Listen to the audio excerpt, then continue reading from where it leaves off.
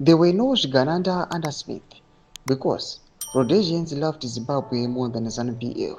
Sanapinda mashoko obuda achitaura anova ma-attacks ari kuitwa the ruling party ZANU-PF achinzi aiwa vakomana imbimika zvamuri kuita izvi hazvinei nevagari venyika yeZimbabwe, muri kuzviita for your own self-serving.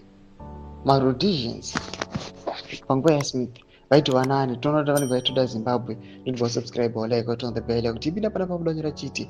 There is something tragically ironic about the state Zimbabwe finds itself in today. The country that was once described by none other than former Tanzanian President Julius Nyerere as the jewel of Africa in the 1980 upon attaining independence has now become a pitiful shadow of its former self. The reason is clear: the culture of entitlement, patronage, and plunder by those with close ties to the ruling elite.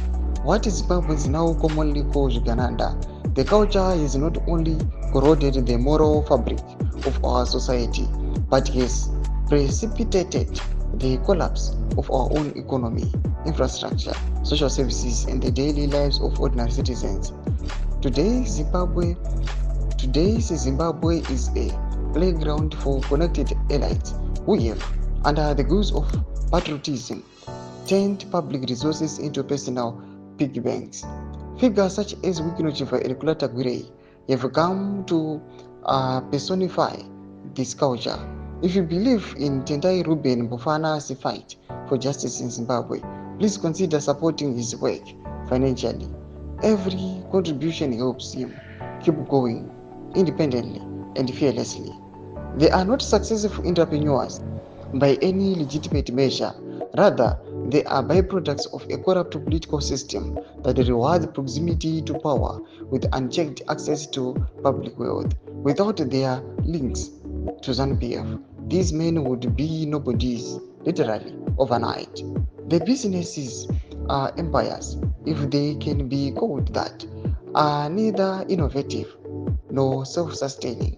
Most produce nothing, sell nothing of value to the market, and employ few people, and yet they flaunt obscene wealth in the form of luxury vehicles, mansions, and cash giveaways on social media, none of it justified by any real business activity.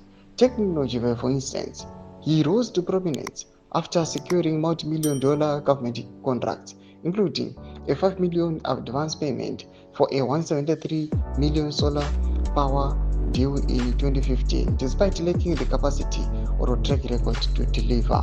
Thomas Warubuda panguva ino yinzi aiwa panguva ino zvinyatsonekwa kunzi people in power panguva ino vari kunyatsokuita zvinhu zvinonyatsa kudestroy our own Zimbabwe.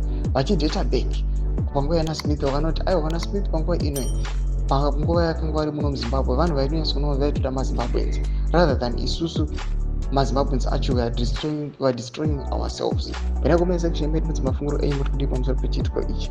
Don't subscribe or like, turn on the bell icon.